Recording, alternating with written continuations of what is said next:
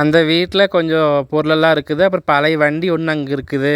அதை போய் தூக்கிட்டு வந்துடலாம் அப்படின்ட்டு நானும் அப்போ வந்து அந்த வீட்டுக்கு போனேங்க. அந்த வண்டி போய் நல்லா சுற்றி முற்றியும் பார்த்துட்டு எங்கள் அப்பா அந்த வண்டி எடுக்க வேண்டாம், போகலாம் வா அப்படின்ட்டார். ஏன்னு பார்த்தா நமக்கு தெரியாமையே வண்டிக்குள்ளே பார்த்திங்கன்னா ஒரு ஆள் அட்வான்ஸும் கொடுக்காம வாடகையும் கொடுக்காம 2 மாதமாக குடியேறி குடும்பம் நடத்தி முட்டை வச்சு குஞ்சே பொரிச்சாச்சுங்க. ஆமாங்க, சிட்டுக்குருவி வந்து முட்டை வச்சு குஞ்சு பொரிச்சிருக்குதுங்க.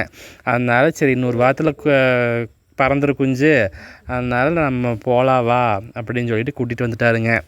அதுக்கப்புறம் பார்த்திங்கன்னா இந்த மணி பிளான்ட்லாம் இங்கே இருக்குதுங்க, அதெல்லாம் கொண்டு வேறு போகணும்.